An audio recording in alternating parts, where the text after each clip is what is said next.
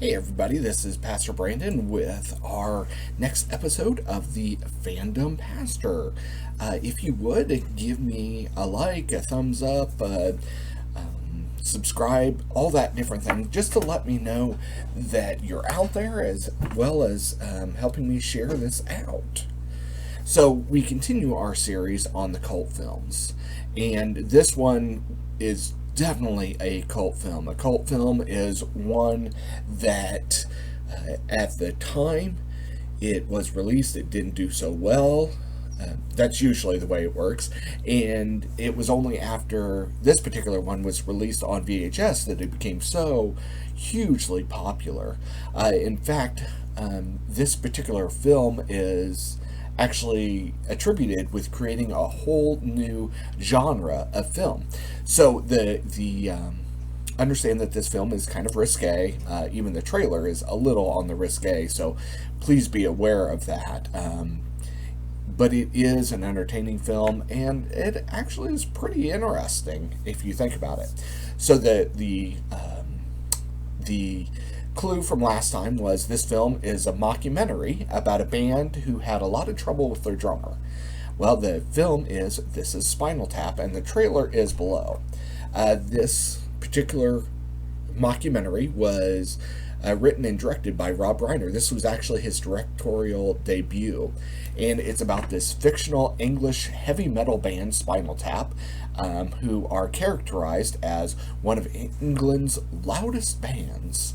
Rob Reiner plays a documentary filmmaker who follows them on their American tour. And this whole film kind of satirizes the whole behavior and pretentiousness of rock bands.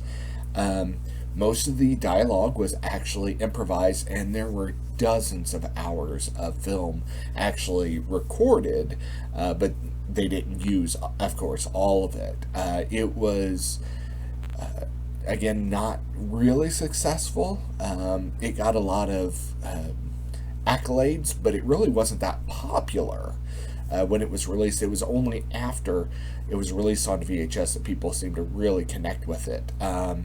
In 2002, I thought this was interesting. It was deemed, this is a quote from the Library of Congress, culturally, historically, and aesthetically significant, and it was actually selected for preservation by the National Film Registry.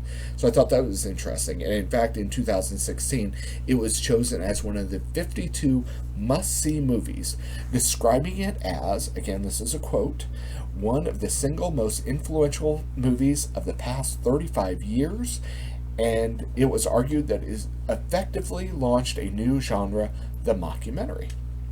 So I thought that was really interesting, and it is a very entertaining film. Again, there's definitely some risque moments in it, but it is really interesting to see how it is in comparison to other documentaries about bands and things like that. I want to kind of zero in on one quote by one of the characters, David St. Humans, who said, "You got to understand that in the world of rock and roll, there are certain changes that sometimes occur, and you got to sort of roll with them." And I thought that this was very apt for us as followers of Christ, that, things are going to happen, and we've got to learn to roll with them, especially if we trust and put our faith in God.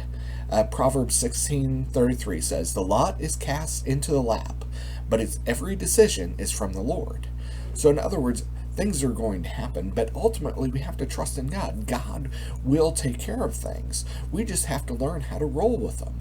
Spinal Tap dealt with a lot of ups and downs and issues in their band, in their things that are happening, from issues with the Stonehenge model to, again, dealing with numerous deaths of drummers. But they continue to roll with them. And as followers of Christ, things are going to happen. We're going to lose jobs. We're going to have bad relationships. We're going to have all sorts of issues. But the thing we have to do is trust in God that He will take care of it. He will ultimately be in charge. Everything is under His purview and control, and we have to just deal with that. That sometimes our schedule is not going to necessarily follow through with the way we have it planned. but as long as we trust in God, it's fine. So, I ask you, if you would, to turn your faith up to an 11 and trust in God. So join me again in a couple weeks where we continue our cult film series. And this film, for next time, the clue is this film actually has a documentary made about it entitled Best Worst Movie. So again, if you get a chance, you might check out these cult films. Some of them, again, you got to be careful about because there's a little bit of violence and sometimes there's some risque stuff, but they actually are pretty interesting, and you might find a new favorite. So thanks, God bless, and y'all have a great week.